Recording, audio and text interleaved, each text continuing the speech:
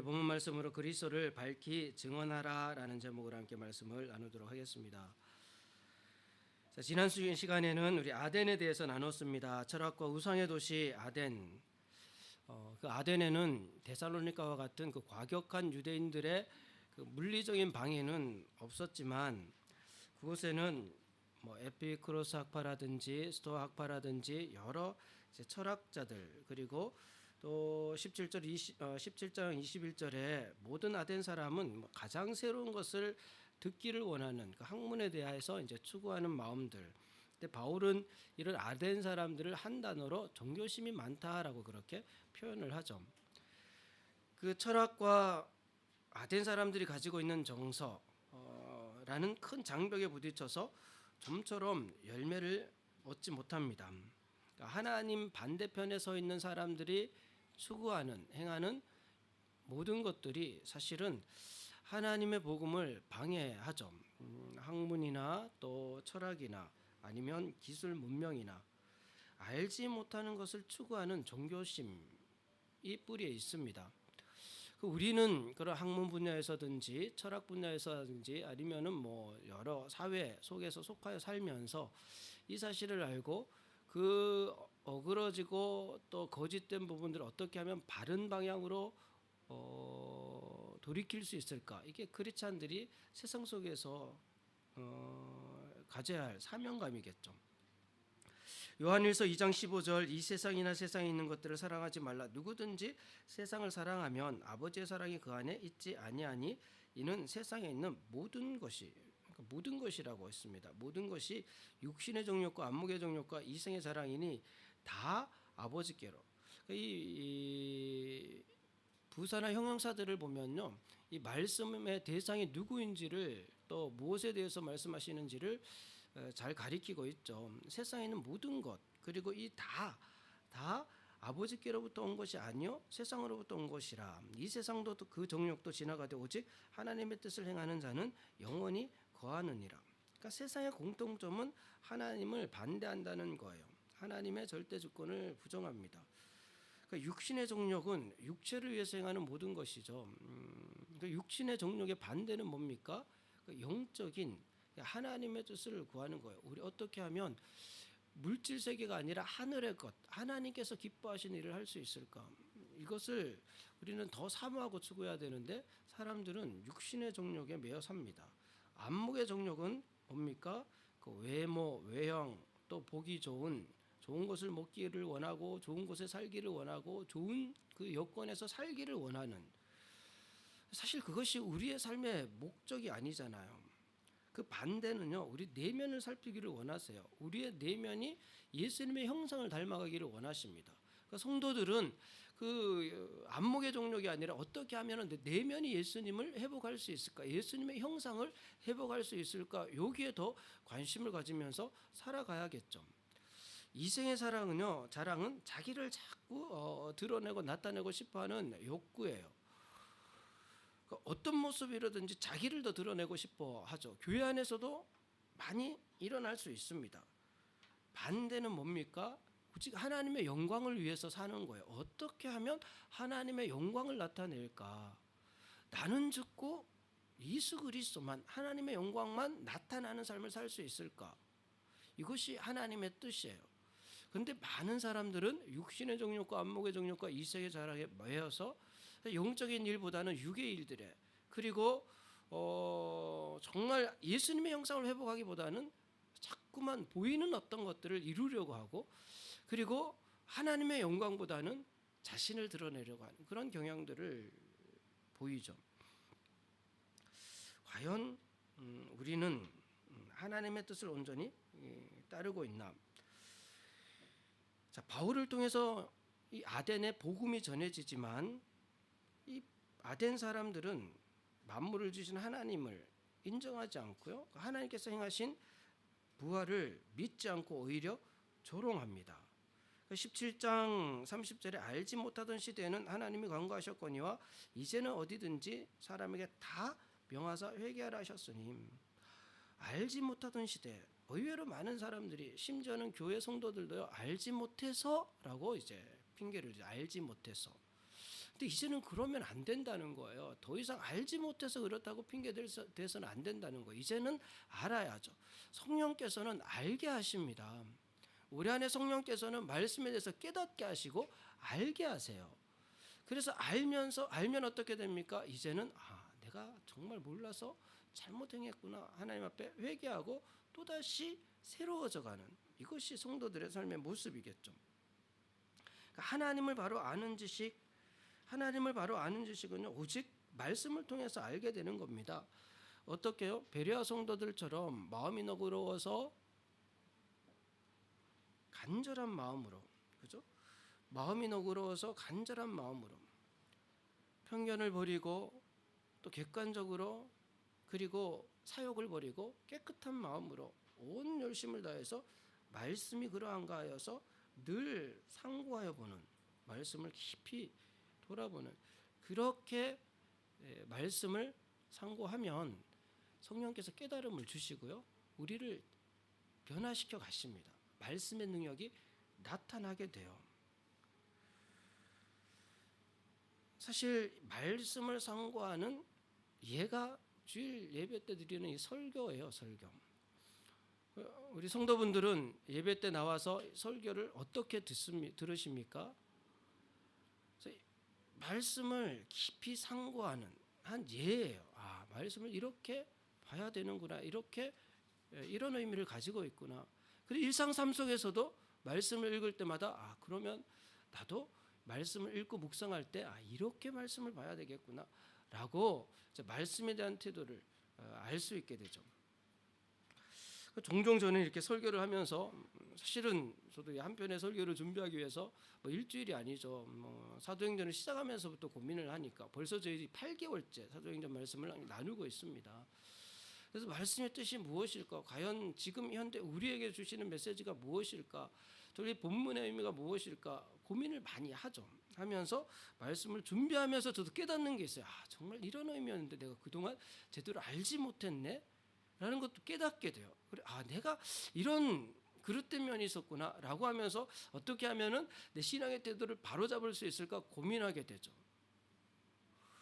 그 성도분들은 과연 어떻게 말씀을 받을까, 이걸 고민할 때가 있습니다. 설교 때가 되면, 예배 때 이 말씀을 어떻게 받을까? 우리 사도행전이 저와 여러분에게 주시는 메시지가 뭡니까? 8개월을 지금 사도행전 말씀을 나누고 있습니다.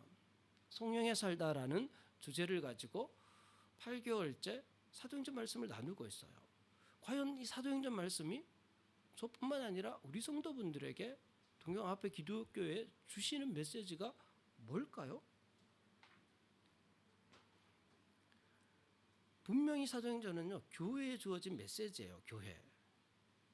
교회, 오늘날 교회에 주어진 메시지입니다. 교회가 뭡니까? 마태복음 16장 16절에요. 이 베드로가 고백하죠. 주는 그리스도시요 살아계신 하나님의 아들이시니이다. 그 예수님이 그 고백을 듣고 18절에 바요나 시몬아, 이걸 깨닫게 한 것은 하나님이시다. 너가 아니다. 네 반석 위에 교회를 세우겠다 말씀하시니, 그 의미는요, 신앙 고백 위에 교회를 세우겠다는 거예요.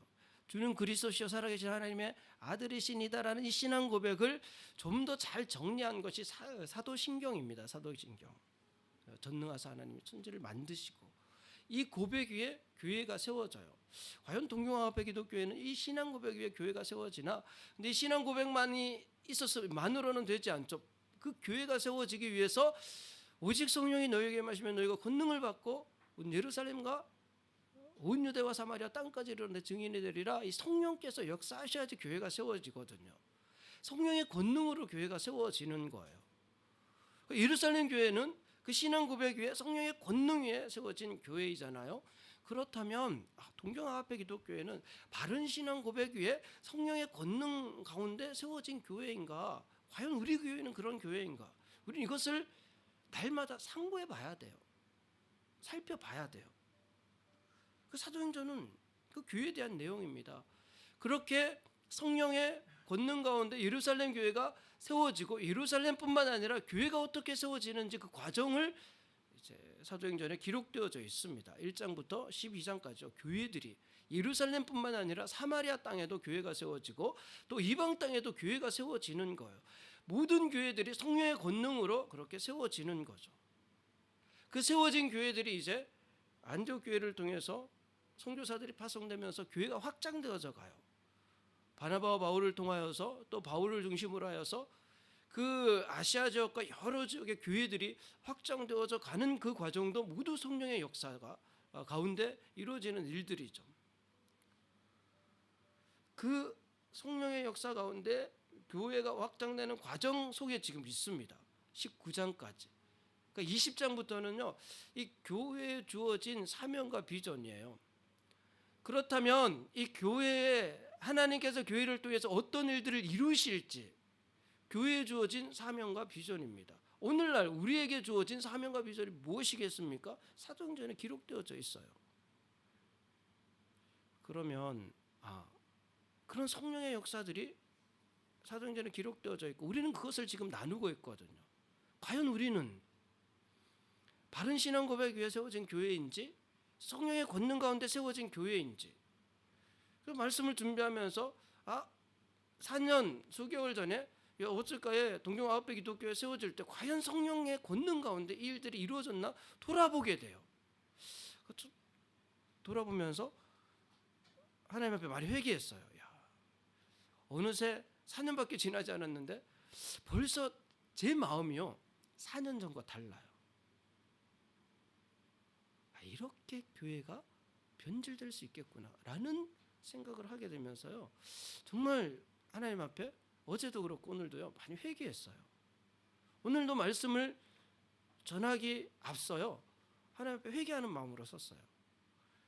그때는 4년 전에 처음 교회가 세워질 때는 정말 한 영혼에 대한 제 마음이 지금보다 더 간절했어요.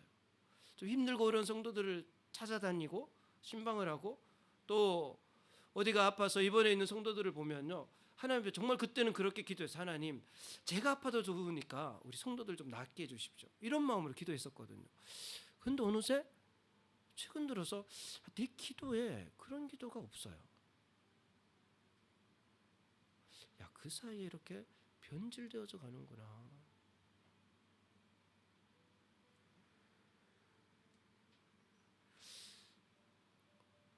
날마다 그런 걸 상고하지 않으면 교회는 쉽게 변질되어져 갑니다.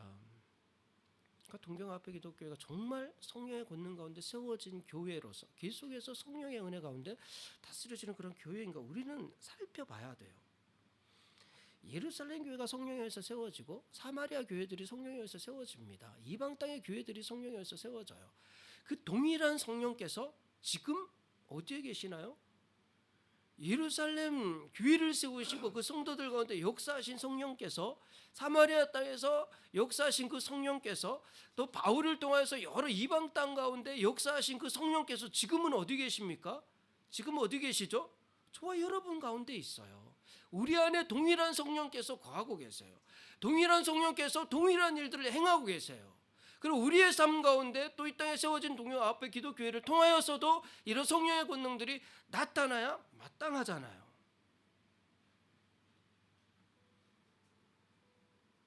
그 과정 가운데 우리가 눈여겨봐야 할 것이 뭡니까?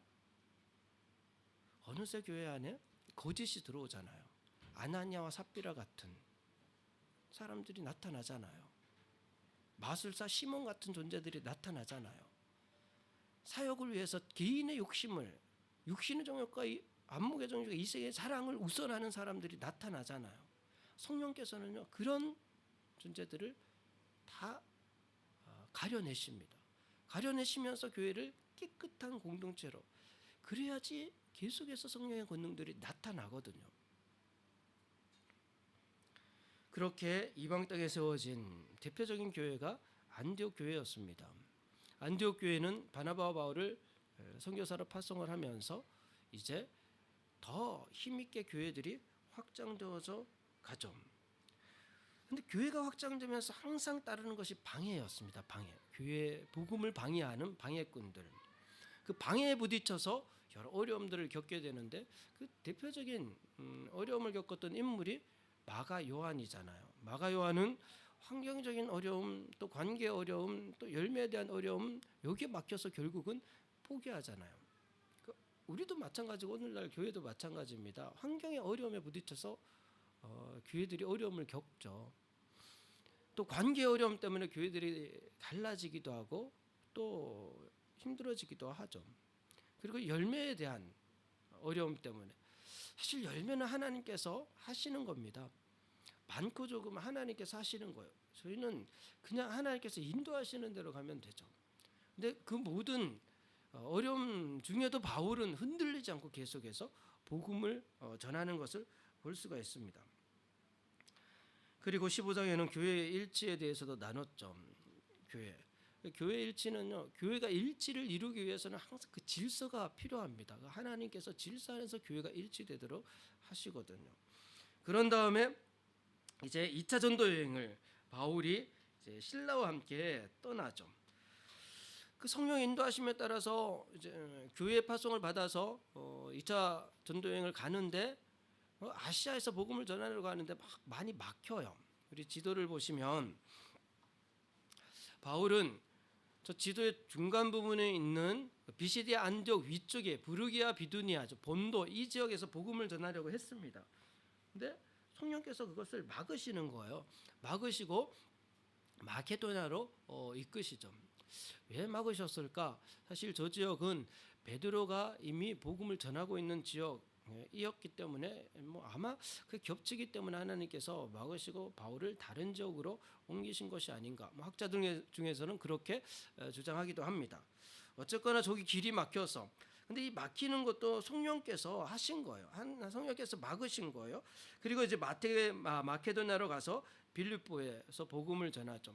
회당이 없음에도 불구하고, 빌립보에는 회당이 없음에도 불구하고 하나님께서 예비하신 영혼을 만납니다. 루디아를 만나고 가족이 구원을 받고, 그리고 간수와 그 온 집안이 예수님을 믿게 되고 교회가 생겨나잖아요.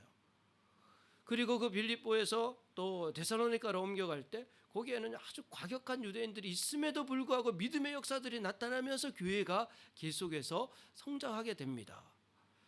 그 과격한 유대인들 때문에 어쩔 수 없이 베레아로 옮겨가야 하죠. 그 베레아에서는 짧은 시간이지만 거기에서 말씀을 전했는데 그 베레아 성도들이 마음이 너그럽고 또 열심으로 말씀을 매일같이 묵상해서 그곳에서도 교회는 계속해서 자라가게 되죠.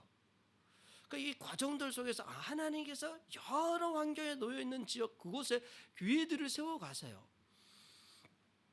근데 베레아까지 그 안디옥의 데살로니가의 그 과격한 유대인들이 찾아와서 어쩔 수 없이 이제 아덴으로 가게 되잖아요.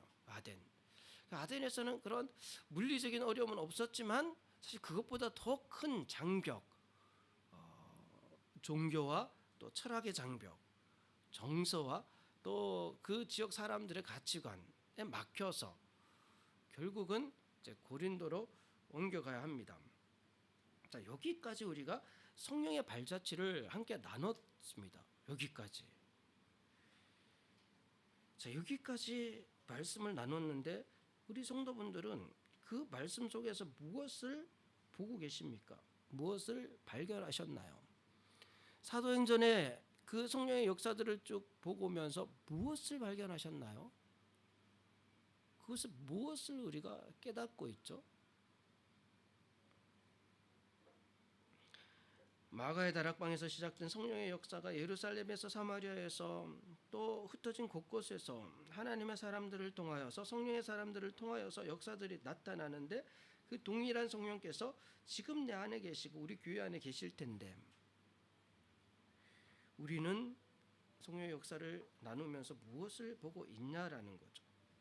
여전히 성령에 대해서 너무 막연하고 성령의 권능에 대해서는 소원하게 멀게 느껴지고 말씀을 듣지만 아는 듯 모르겠고 그래서 알지 못하던 시대에 갇혀 있는 말씀이 왜 그대로 내 마음에 들어와서 30배, 60배, 100배 열매를 맺지 못한 채 그 말씀이 그대로 받아들여지지 않고 왜곡되게 받아들여지기도 하고 실제로는 의외로 오늘날 수많은 교회와 성도들이 심지어는 목회자들도요 정말 그 규모나 또 신앙의 역사가 무색할 정도로 알지 못하던 시대에 갇혀 있습니다. 알지 못하던 시대에서 벗어나야 해요. 알지 못하던 시대에서 벗어나야 합니다. 벗어나는 방법은 말씀이에요. 말씀. 베라 성도들처럼 너그러운 마음, 정말 편견 없는 객관적인 깨끗한 마음으로 한 번, 두 번이 아니라 날마다 그런가 하여 말씀을 상고하며 그 말씀으로 인하여서 변화를 갖는 역사가 있어야겠죠. 그 성령의 역사를 쭉 보면서 한결같이 나타나는 현상이 뭡니까? 말씀이 왕성하여 큰 기쁨이 있더라. 그 말씀을 통하여서 구원의 역사가 일어나게 되고 구원의 궁극적인 모습은 기쁨이잖아요. 그런 말씀의 역사가 우리 안에서 끊임없이 일어나고 있고 그 기쁨이 우리 안에서 끊임없이 샘솟고 있는지 우리는 늘 성령 안에 있는지를 돌아봐야 한다는 거예요. 아프지만 편견 없이 객관적이며 또 구체적으로 깨끗한 마음으로 내 자신을 말씀에 비춰보면서 과연 나는 성령의 사람인지를 돌아봐야겠죠. 사실 이런 아주 복잡한 마음을 품고 바울이 향한 곳이 고린도예요. 고린도. 바울이 지금 18장에 고린도에 왔잖아요. 고린도에 도착했을 때 바울의 마음이 그랬어요. 바울의 마음이. 고린도는 주전 6세기에 아주 번영했던 도시입니다. 지도를 보시면 저 고린도라는 지역이요, 지중해 그 모든 무역의 중심지와 같은 그런 장소예요. 그래서 아주 번영했던 도시인데 주전 146년에 로마에서 완전히 초토화돼요. 완전히 무너집니다. 그 사람들은 다 이제 포로로 여기저기 끌려가서 폐허가 돼요. 폐허가 되는데, 근데 주전 44년 그 로마 황제가 그 고린도를 다시 재건해요. 다시 재건하고 주전 27년에 저 고린도를 아가야 지역의 수도로 지정을 합니다. 그러면서요 아주 빠르게 다시 옛날의 번영을 되찾아요. 뭐 무역과 교통의 중심지였기 때문에 사람들이 몰려들기 시작했고요. 주로 이 고린도 지역에는 헬라인, 이탈리아 출신의 자유인, 그리고 로마군의 퇴역 장교, 상인들, 정부의 관리들, 다양한 부류의 사람들이 여기에 몰려들면서 도시는요 빠른 시간 안에 막 번영하게 됩니다. 그 경제적인 부유함이 윤리도덕적인 타락을 부추겨서 얼마 지나지 않아 그 코린디아조마이라는 단어가 생겨나요. 코린디아조마이, 이 말은 고린도 사람들 같은 이런 의미인데요. 성적으로 타락한 사람 이런 의미를 가져요. 뭐 일본에서는 뭐 동경에서는 어디죠? 가부키초 하면은 좀 미즈쇼바이가 많은 그런 지역이잖아요. 그런 것처럼 이 고린디아 조마이 하면은 좀 성적으로 타락한 사람들 이런 의미를 가지는 그 정도로 그 도시 자체가 좀 타락하게 됩니다. 뿐만 아니라 고린도 역시 이제 아덴과는 경쟁 관계에 있는 도시였어요. 그러니까 뭐라도 아덴에 뒤지면 안 돼. 아덴에는 3만 개의 우상의 제단들이 있었잖아요. 고린도도 거기에 뒤질세라 막 우리도 아덴에 뒤지면 안 되지 하면서 고린도에도요 많은 우상의 신전들이 있었습니다. 그러니까 어찌 보면 고린도는 아덴보다도 더 어려운 그런 도시였어요. 복음을 전하기에. 절망적인 그런 상황을 바울이 보게 되죠. 고린도전서 2장 3절에 보면요, 내가 너희 가운데 거할 때 약하고 두려워하고 심히 떨어노라. 바울이 그렇게 이야기합니다. 약하고 두려워하고 심히 떨어노라. 사실 많은 성도들이 세상을 살아가면서요, 우리 신앙을 지키며 살아가려고 노력하지만 우리 마음 가운데 잠재되어져 있는 그 두려움들이 있습니다. 두려움들이. 많은 성도분들이 두려움을 가지고 살아가요. 오랫동안 신앙생활 했던 분들도 그러고 또 우리 젊은 청년들 가운데도 마음의 불안과 두려움들을 가지고 있죠. 바울도 그랬습니다. 오늘 본문 9절에도 바울이 두려움 가운데 있기 때문에 하나님께서 밤에 주께서 환상 가운데 바울에게 말씀하시되 두려워하지 말라. 바울이 두려워하고 있기 때문에 두려워하지 말라 하나님께서 그렇게 말씀하신 거거든요. 과연 바울이 무엇을 두려워하고 있었을까? 두려움의 원인, 두려움의 뿌리는요, 여러 가지 약함 때문에 두려워할 수 있고, 강한 사람은 두려워하지 않겠죠. 무지, 알면 두렵지 않는데 모르면 좀 두렵습니다. 미래 우리가 모르기 때문에 두려운 거잖아요.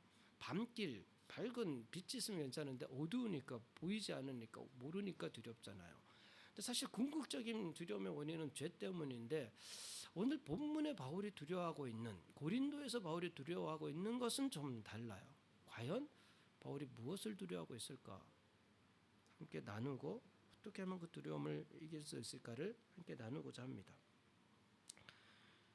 자, 이 고린도에 도착했을 때 하나님께서는요, 바울을 아주 세미하게 살피세요. 그것이 2절에 잘 드러납니다.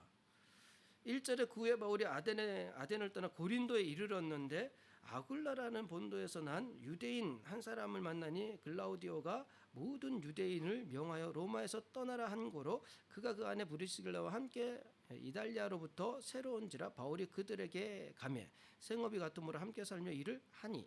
자, 이 본문이 갖는 의미가 뭐냐 하면, 자, 바울이 고린도에 도착했을 때 그 이제 아덴에서 고린도로 오면서 바울의 그 동역자들이 있었습니다. 누굽니까? 실라와 디모데. 그런데 오면서 바울은 지난번에 세웠던 교회들이 걱정되어서 실라를 빌립보로 보냅니다. 가서 빌립보 교회 성도들 잘 있는지 좀 보고 와. 그리고 디모데는 데살로니가로 보내요. 데살로니가 그 험난한 유대인들 또 막 교회를 힘들게 하지 않을까, 좀 너가 가서 살펴보고 와 하면서 동역자들을 그 빌립보와 데살로니가로 보내고 바울이 홀로 지금 고린도에 와 있어요. 홀로 와 보니까 이 고린도라는 도시가 아덴보다 더 심각한, 정말 복음 전하기에 더 절망적인 그런 상황에 있습니다. 그래서 홀로 막 그렇게 낙심하여 있을 때 만난 사람이 이제 브리스길라와 아굴라라는 사람이에요. 이들은 이미 예수님을 믿고 로마에서 예수님을 믿고 이제 거기서 신앙생활을 하다가, 로마에서 신앙생활을 하다가 글라우디오 총독이 그때 AD 50년경에 모든 유대인들을 로마에서 추방을 했어요. 추방을 하니까 어쩔 수 없이 이 브리스길라와 아굴라가 이제 그 고린도까지 오게 된 거죠. 아굴라는 남편이 아굴라입니다. 아내가 브리스길라예요. 남편은 유대인인데 아내는 이름을 보면 좀 로마인이에요. 이방인. 특히 로마의 귀족 브리스가라는 로마의 귀족 가문이 있습니다. 출신인 듯해요.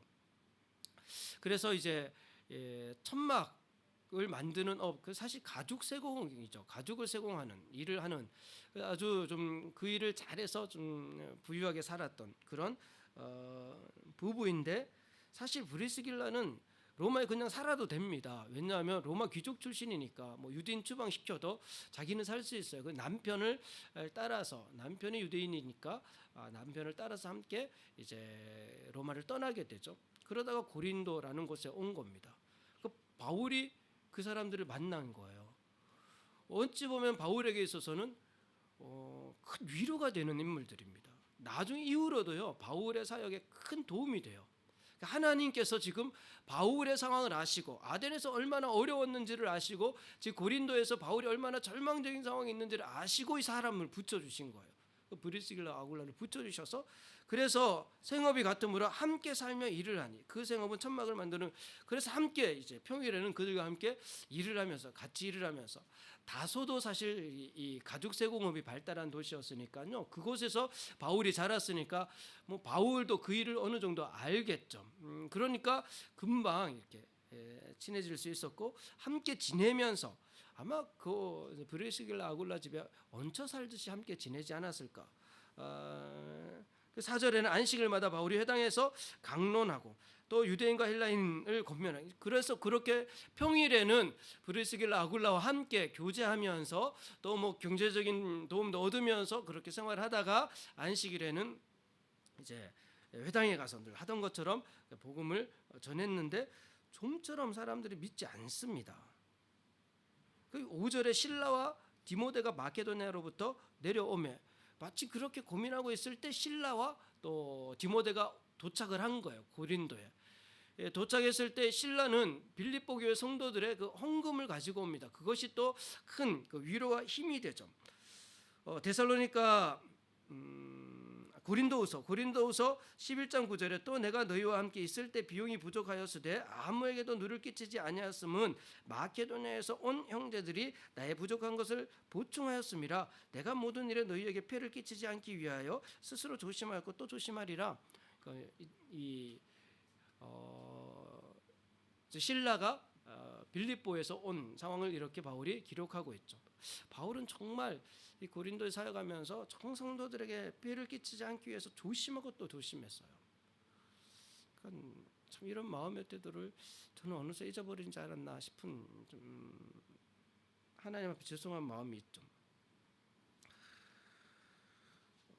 저희 가정도 우리 성도분들에게 피해를 끼치지 않기 위해서 할 수 있는 최선을 다하면서 그러게 보면은 이제 저희 아내도 늘 좀 개척하면서부터도 늘 이제 아르바이트를 해요. 아르바이트를 하면서 그래야지 우리가 교회 성도들에게 좀 조금이라도 폐를 덜 끼치지 않을까 막 그런 마음으로 합니다. 근데 그런 마음도 자꾸만 좀 어느새 느슨해지지 않나 하는 그런 하나님 죄송한 마음이 있어요. 그렇게 이제 신라와 디모데가 와서 이것이 또 바울에겐 큰 위로가 되고 힘이 되어서 6절 후반절에 보면은 이제 더 힘을 얻어서 하나님의 말씀에 붙잡혀 유대인들에게 예수는 그리스도라 밝히 증언하니 막 이제 정말 이제는 뭐 재정적인 어려움도 좀 해결이 되었고 이제 동역자들도 왔으니까 하나님 말씀에 매여서 그 매여서라는 단어가요 줄곧 이제는 쉬지 않고 이런 의미까지 가져요. 그러니까 이제 더 열심으로 복음을 전했죠. 그런데도 불구하고 믿지 않아요.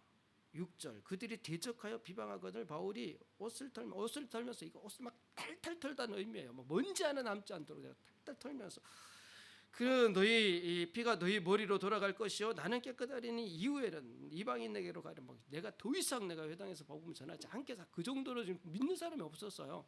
그래서 이제 내가 바울이 거기서 옮겨서 하나님을 경외하는 디도 유스도라는 집에 가죠. 멀리 가나 싶었는데 알고 보니까 그 집이 회당 옆집이에요. 옆집. 예를 들면 막 여기서 열심히 복음을 전하다가 너무 안 믿으니까 내가 더 이상 여기서 안 해. 내가 두 번 다시 너희한테 내가 복음 안 전해. 내가 다른 사람들에게 복음 전할 거야 하면서 갔는데 옆집에 가서 하는 거예요. 옆집에 가서 그 옆집에 그 회당 옆에 있는 이제 디도 유스도 집에서 복음을 전하는데 그때부터요 8절에 또 회당장 그리스도가 온 지방과 그때부터 사람을 믿기 시작하는 거예요. 회당장 유스도가 왜 지금까지 안 믿었을까요? 왜 지금까지 안 믿었을까요? 학자들이 이 고린도의 회당이 하나밖에 없었다라고 봅니다. 그 회당의 회당장 그리스도가 지금까지는 그 회당에 모이는 사람들은 어떤 사람들이에요? 유대인과 개종한 헬라인들, 유대교로 개종한 헬라인들. 이들 눈치가 보인 거예요.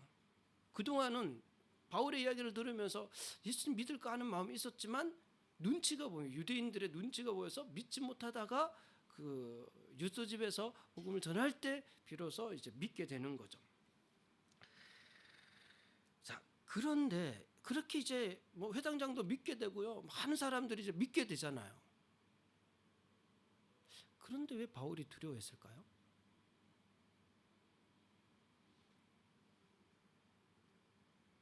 8절에 회당장 그리스도가 온 지방과 더불어 주를 믿으며 수많은 고린도 사람도 듣고 믿어 세례를 받고 있는데 9절 밤에 주께서 환상 가운데 바울에게 말씀하실 때 두려워하지 말며 이렇게 막 어려운 세심하게 하나님께서 살피시면서 바울을 위로하시면서 또 동역자를 보내시면서 이제 복음을 전해서 이제 드디어 열매도 맺게 되는 그런 상황에 이르렀단 말이에요. 그런데 하나님께서 바울에게 두려워하지 말라라고 하시는 거죠. 바울의 마음에는 두려움이 있었어요. 이 두려움이 무슨 두려움이었을까라는 거죠. 무슨 두려움?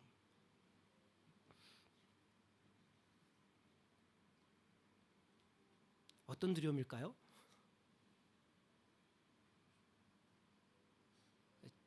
질문이니까 답을 주셔야죠. 답을. 어떤 두려움일까요? 자, 지금까지 과정을 보면 바울이 지금까지 전도행을 해오는 쭉 과정들을 보면 어떻습니까? 복음을 전할 때마다 어떤 존재들이 나타나요? 대적하는 방해꾼들이 끊임없이 나타났습니다.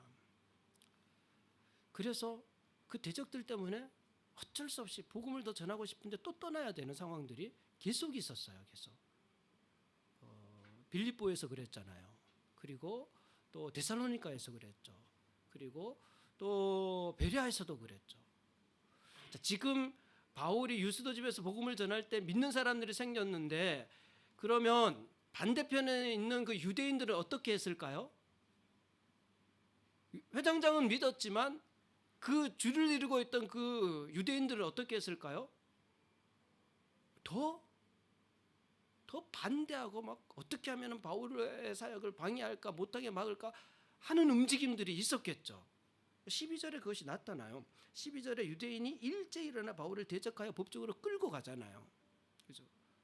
그럼 이때쯤 바울 마음속에는 믿는 사람들이 점점 나타나긴 하는데 그 반대하는 사람들도 뭔가 더 대적하는 자들이 막 어떻게 하면 바울을 내쫓을까 이런 움직임들이 있을 거 아니에요.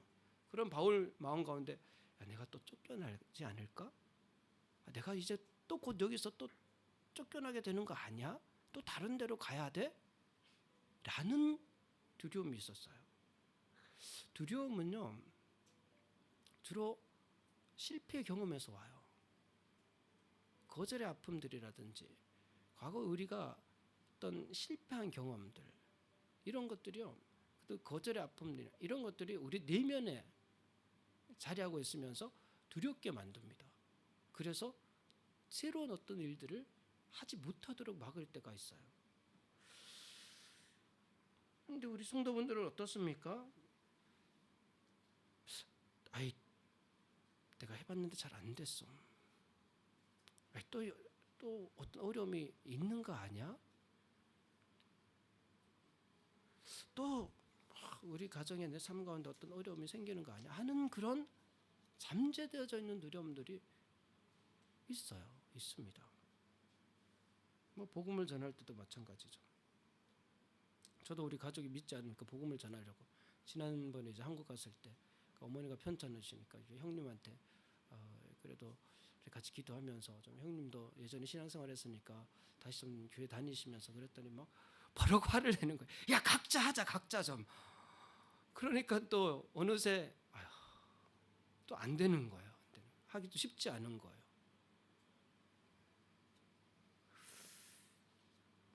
우리는요 이 과거에 실패한 경험들 그리고 거절당한 아픔들 이런 것들 때문에 침묵하게 돼요. 이 두려움 때문에 성령의 권능들이 나타나지 못해요. 침묵하게 만들고 성령의 권능을 가로막죠. 바울도 그랬어요. 바울도 막시 믿는 사람들이 생기고 정말 이제 공동체가 생기기 시작했지만 한편에서는 또 대적자들 때문에 내가 쫓겨나는 거 아니야? 고린도에서 쫓겨나면 이번엔 어디로 가야 되지? 이런 두려움. 그래서 하나님께서 바울에게요 두려워하지 말며 침묵하지 말고 말하라. 내가 너와 함께 있으며 어떤 사람도 너를 대적하여 해롭게 할 자가 없을 것이니 이는 이성 중에 내 백성이 많음이라 말씀해 주세요. 그리고 바울이 1년 6개월을 더 있습니다. 1년 6개월. 하나님께서 지켜주시잖아요. 사실은 이 고린도에도요 아주 과격한 유대인들이 있었어요. 12절에 유대인이 일찍 일어나 바울을 대적하여 법정으로 막 일찍 일어나서 사실은 그 이전에도 이런 일들이 일어날 수 있지만 하나님께서 지켜주신 거예요. 하나님 지켜주시니까 1년 6개월 동안 복음을 전할 수 있도록 하나님 다 인도해 주시고 근데 그때쯤 되니까 이제 막 유대인들이 들고 일어나잖아요. 법정으로 끌고 가잖아요. 그런데 그때는 이미 갈리오라는 총독이 세워졌는데 이 갈리오가요 좀 특이하게 아주 선한 총독이었어요. 선한 총독. 다른 총독들과는 달라요. 다른 총독이 있을 때 이렇게 들고 일어났으면 바울은 쫓겨났죠. 벌써 감옥에 갇히거나. 그런데 갈리오가 총독일 때 유대인들이 들고 일어나는데 이 갈리오가요, 오히려 그 사람들을 다 내쫓아 버립니다. 16절에 그들을 법정에서 내쫓으면서 야, 이거는 우리 법정에서 다룰 문제가 아니야 라고 해서 이 유대인들이 막 들고 일어나는데 그게 다 이제 나가리가 되는 거예요.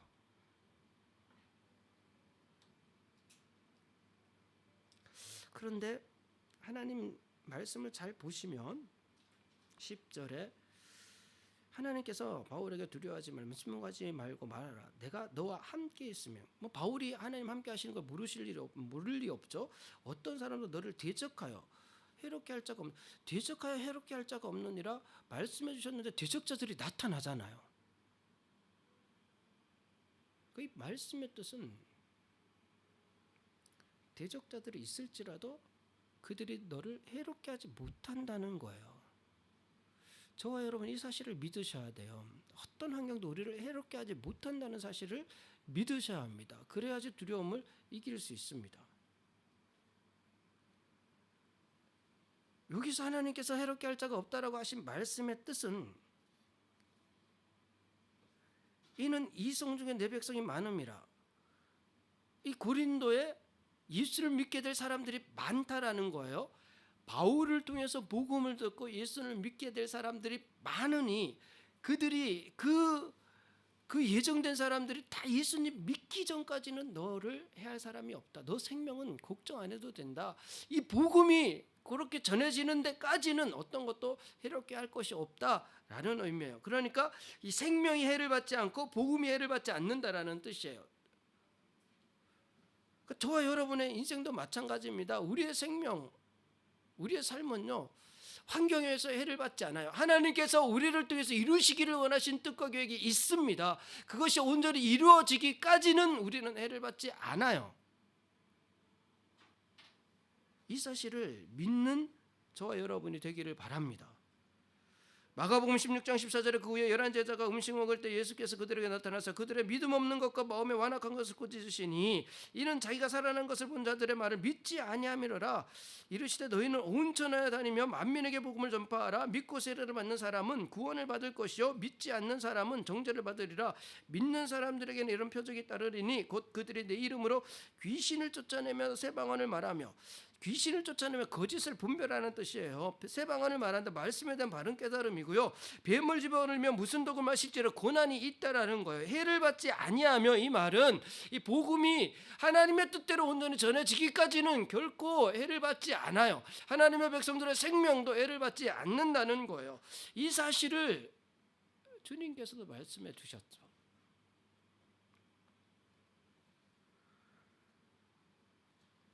이 사실을 믿는 저와 여러분이 되기를 바랍니다. 하나님의 백성들은 환경에 의해서 해를 받는 존재들이 아니에요.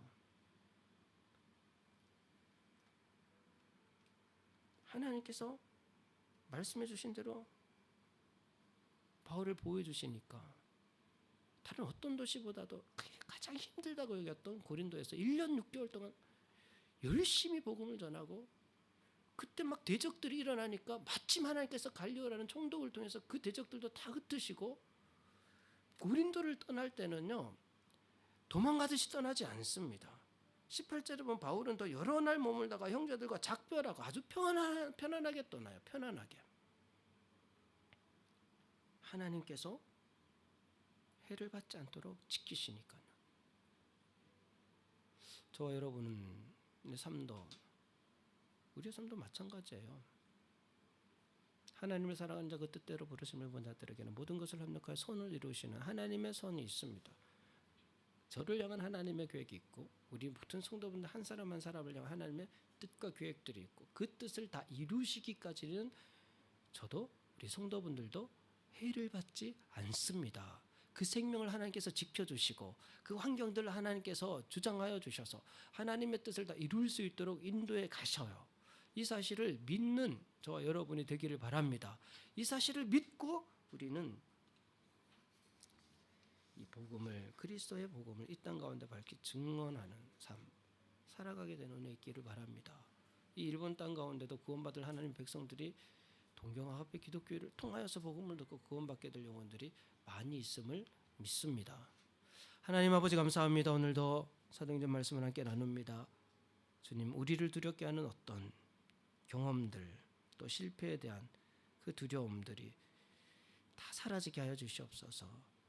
주님, 우리의 삶을 자꾸만 무겁게 만드는 모든 과거들을 다 잊고 이제는 하나님께서 우리를 통해서 행하실 그 새 일들을 기대하며 마음껏 복음을 위해서 살고자 나아가는 동경화합회 기독교회가 될 수 있도록 인도하여 주시옵소서. 주님께서 우리의 모든 생명을 지키시고 또 인도하실 줄 믿습니다. 감사드리며 모든 것을 예수님의 이름으로 기도드립니다. 아멘.